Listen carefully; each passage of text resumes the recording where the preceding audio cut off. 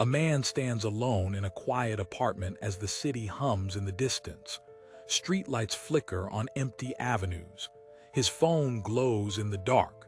On the screen, a single sentence: minimum payment due. His heart tightens, but not because of the number. It tightens because he has seen this screen every month for years and nothing has changed. This is not just credit card debt. This is a life held on a leash. This is a video about that leash. About credit card debt, financial control, and what a Stoic like Seneca would say if he walked into that silent room and looked at your statement.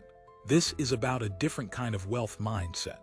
About a Stoic investment approach that begins long before the stock market and long before portfolio management. It begins in the way you confront the number next to amount due. It begins in the way you confront yourself. Credit card debt is not only a financial problem, it is an emotional contract. It trades today's comfort for tomorrow's anxiety. It turns every small purchase into a whisper of guilt that follows you to bed. You refresh your banking app, scroll through transactions you barely remember, and tell yourself you will start over next month. The anxiety grows in silence, visiting at night like a recurring dream. You tell yourself it is normal. Everyone has some debt. Everyone carries balances. Everyone feels this way. But that is not true. Some people live with market volatility, recessions, and rising interest rates, yet move through life with a steady inner stillness. They protect their capital with discipline. They practice capital preservation before returns, and they treat their own attention as their most important asset.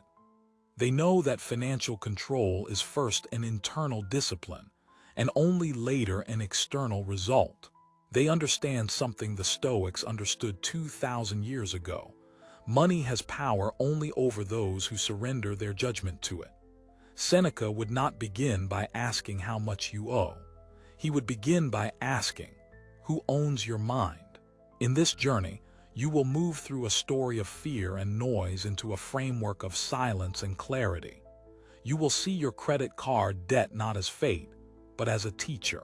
You will see that every interest charge is a line of text that says, you were not awake that day, and you will learn to wake up. There is a way to pay what you owe and reclaim something far more important than money. The ability to walk through the city, look at the lights, and feel that your life belongs to you again. The camera drifts slowly over a quiet street at night. A bus passes almost empty. A man sits by the window, his forehead resting against the glass. In his pocket, his credit card. In his mind, a familiar storm. He thinks about the first time he used that card. It was simple, a small purchase, a dinner out when he felt he deserved a reward after a long week. He did not have the cash, but the card was there. The world told him that was what it was for. Months later, there was a new phone. Then new clothes, a quick trip, streaming subscriptions. Each decision was small. The pattern was not. As the camera moves through his memories, numbers appear like faded ghosts.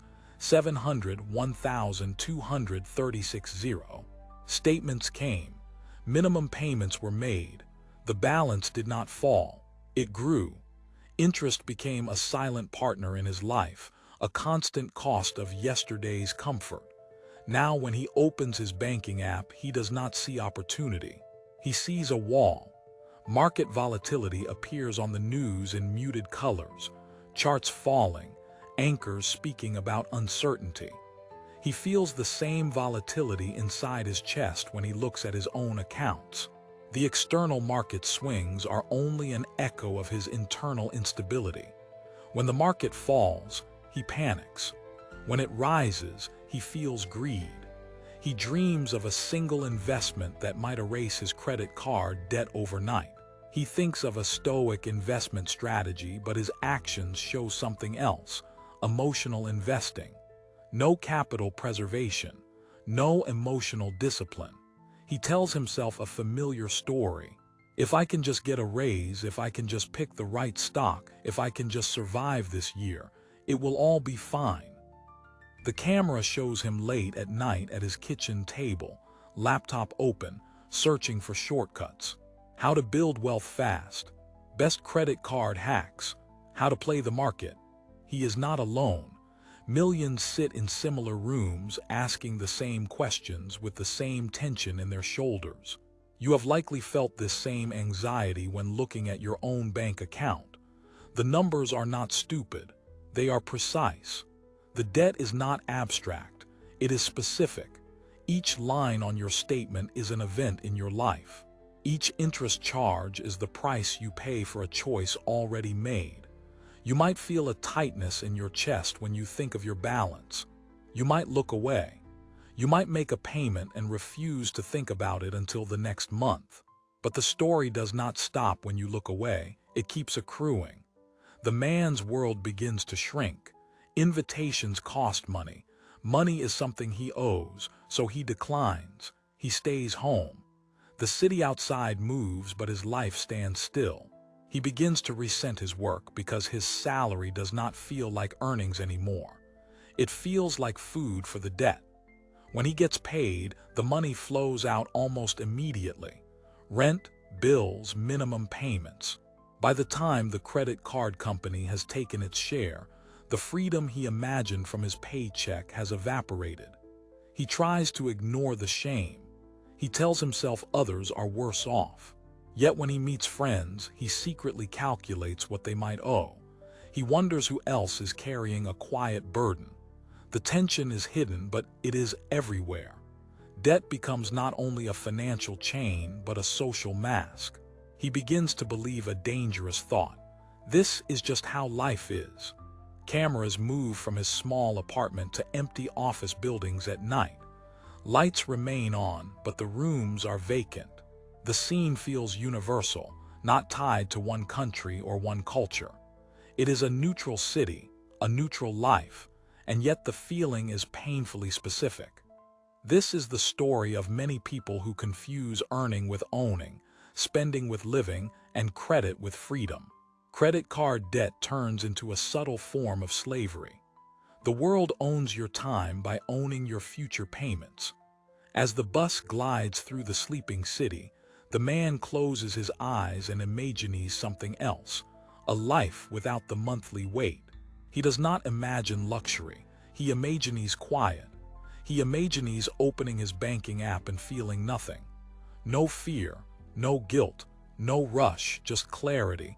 He does not know it yet, but this desire is not about money. It is about philosophy. Now the city dissolves into an older landscape. Marble columns rise. A Roman courtyard appears in the distance, but the colors are desaturated, almost abstract. The film does not attempt historical realism. It suggests a memory, a mental space where ancient thought meets a modern crisis. Seneca's words emerge not as text on screen, but as a calm voice carried over the image of the man sitting again at his kitchen table. Wealth is the slave of a wise man, the master of a fool. The phrase lands softly, almost like a contradiction. The man frowns. How can that be? He has believed all his life that more money is the answer. Yet here he is, with more than he had years ago, and he feels more trapped, not less. Seneca understood something that modern consumers often forget. Greed expands faster than income. When income rises, so do desires. When income falls or stagnates, desires rarely shrink by themselves. The appetite grows. Lifestyle creeps. The mind adjusts to new comforts as if they were necessities. Credit cards make this shift invisible. They remove the friction between wanting and getting. They make the gap between desire and action vanish in a tap. The bill arrives later, when the desire has already faded and only the cost remains. Stoicism begins with a simple but severe question. What is truly in your control and what is not? Some things are in your control: your thoughts, your choices, your spending, your reactions. Other things are not. Interest rates, market volatility, the economy, your past decisions.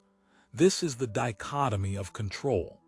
Interest rates, credit card terms, the past purchases you have already made. These are not in your control. Your portfolio's daily price swings, the next economic downturn, your company's decisions, also not under your control.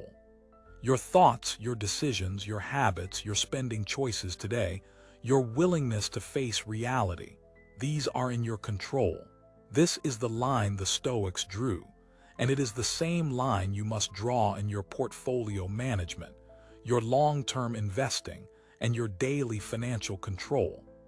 Imagine your financial life as a ship at sea. External events, market volatility, inflation, job loss, credit card interest, are the waves and the wind. They rise and fall, often violently. You do not command them. You cannot order the ocean to be calm. You cannot bargain with the storm. What you command is the rudder, the sail, and the discipline of the crew. That is internal control. Stoic principles in portfolio management and long-term investing begin here. Take full responsibility for the rudder. Let go of the fantasy of controlling the sea.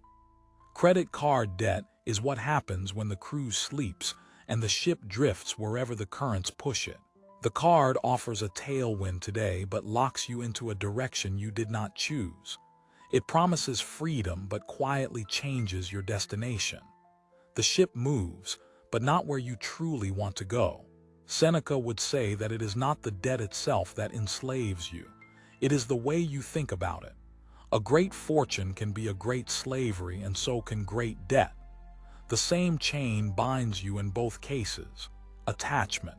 Now consider another analogy, a garden. Your mind is the soil. Your habits are the seeds. External events are the weather. You do not control the rain or the sun. You cannot stop a drought or a storm. But you choose what you plant and whether you pull the weeds. Credit card debt is a field overgrown with weeds you once planted without attention. Each impulse purchase was a seed tossed into the soil. The weeds are now real. Stoic principles do not tell you to pretend they are beautiful flowers. They tell you to pick up a tool and start pulling. To a Stoic, money is a preferred indifferent, useful, but not the measure of a life. The same principle applies to debt. To a Stoic, debt is a fact, not a verdict. It does not define your worth. It does not define your character. Only your response does. If you respond with avoidance, denial, and self-pity, the debt becomes a chain on your mind. If you respond with clarity, discipline, and acceptance, the debt becomes a training ground for virtue. So what would Seneca say about your credit card debt? He would not say, "You are ruined." He would likely say something closer to this. "You have discovered where your mind was asleep. Now wake up." He would remind you that you suffer more in imagination than in reality, that the fear of your statement is worse than the statement itself. He would tell you that the shortest path to riches is not more income but fewer needs. And he would ask, are you willing to live with less now so that you can belong to yourself later? If you focus on your internal control, write indifferent in the comments. Not because money is meaningless, but because in Stoicism, money is not the master. It is the test. In long-term investing, in portfolio management, and in day-to-day financial control, the real asset is your character. The markets will rise and fall. Your interest rates may change. But your discipline, if you cultivate it, can remain steady across every external storm. To turn this philosophy into action, imagine a quiet room. No music. Just you, a notebook, and your latest statement. Outside, the city continues as always. Inside, something different begins. This is where Stoic investment strategy meets daily life. Not in a trading app, but on a flat, silent page. Step 1 is what can be called the Stoic inventory of reality. Write down every credit card you own. For each one, write the total balance, the interest rate, and the minimum payment. No rounding. No guessing. Precision is respect. This is not a moment for self-accusation, but for self-ownership. By putting each number in front of you, you reclaim something that was scattered across screens and notifications. You condense it into a clear, manageable map. As you do this, your mind might try to escape. It may say, "This is too much, this is hopeless." That is not a financial calculation. That is fear. The Stoic way is to separate what the numbers say from what your emotions say. The numbers simply tell you how much you owe and at what price. The emotions tell you how you have been judging yourself. Your first act of financial control is to look at the numbers and refuse to add judgment to them. Next comes the Stoic order of attack. In modern financial advice, this is sometimes called the avalanche method, paying off the highest interest rate first. From a Stoic standpoint, this aligns with capital preservation and the reduction of needless suffering. List your balances in order of interest rate, highest to lowest. This is your enemy ranking. Not people, not institutions, but flows of unnecessary cost. Your goal is to stop the worst bleed first. From here, design a simple, ruthless plan. Above your basic needs, housing, food, essential utilities, direct every extra unit of cash toward the debt with the highest interest. This is your practical, how to stop impulse spending training. You are building wealth quietly by refusing to pay more to the past than you must. As you make progress, you may feel impatience. The Stoic answer to impatience is perspective. Long-term investing is not just for markets. It is for habits. Now you construct what can be called a Stoic budget, but it might be more honest to call it a character budget. Instead of thinking in terms of what can I get away with spending, you think in terms of what spending aligns with the person I want to be. Each category becomes a moral choice. Housing, does this rent foster stability or is it vanity? Food, is this nourishment or escape? Subscriptions, are these tools or distractions? Entertainment, does this preserve your mind or scatter it? This is where building wealth quietly becomes an identity, not a tactic. You do not need to announce your plan. You do not need to post your grind on social media. A Stoic acts in private with the same seriousness they would act in public. Long-term wealth, like long-term inner peace, grows in obscurity. No one applauds you for canceling a subscription or cooking at home. But every such choice is a share in a company called your freedom. To manage impulse spending, design frictions. For every non-essential purchase, insert a 24-hour delay.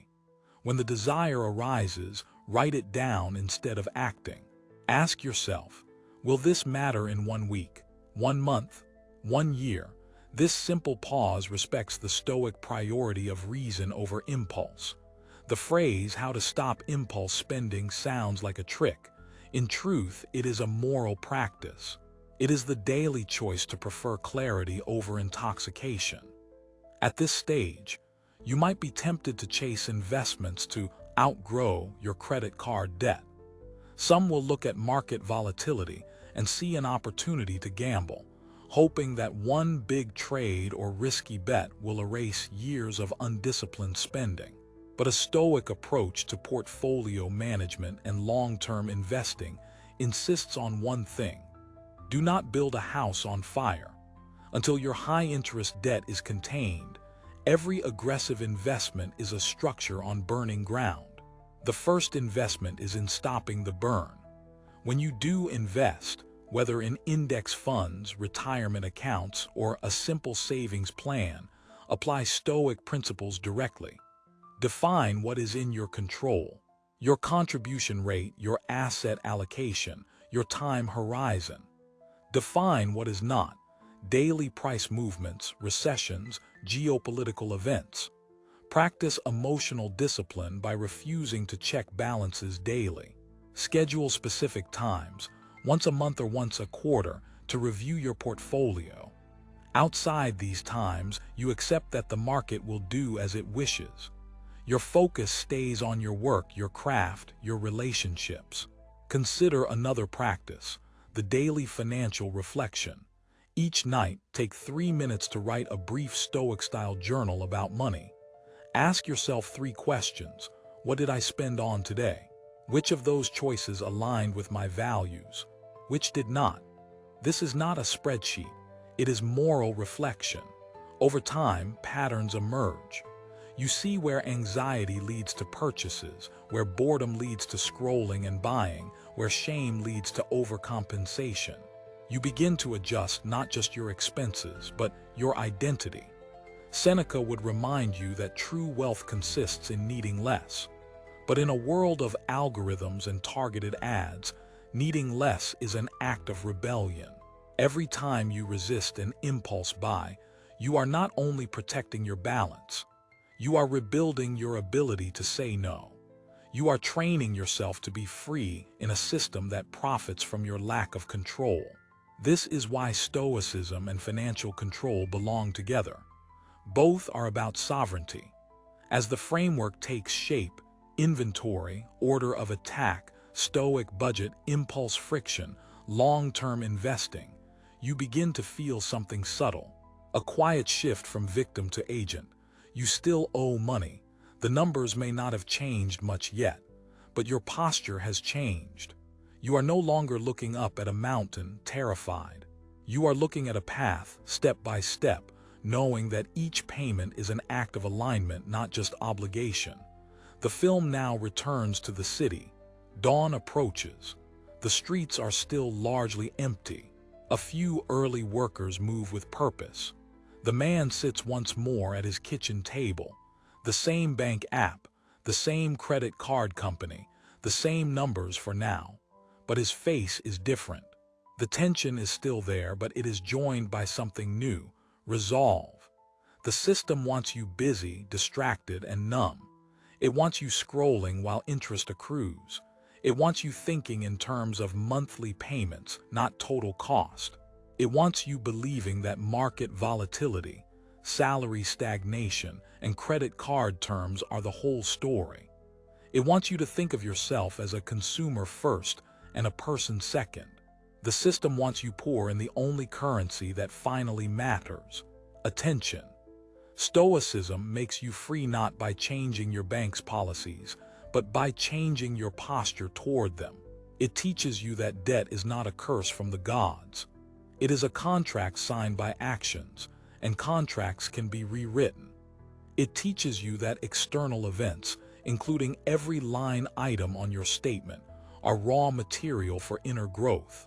It teaches you that the only true slavery is to your own uncontrolled desires, and the only true wealth is mastery of those desires. In this final movement, you are invited to see your credit card debt as a mirror, not a sentence. The mirror might show habits you do not like, but there is a deeper question beneath the discomfort. Who do you want to be in relation to money? Not how much do you want, but how do you want to live with whatever amount you have? When the balance is high, will you run or will you stand?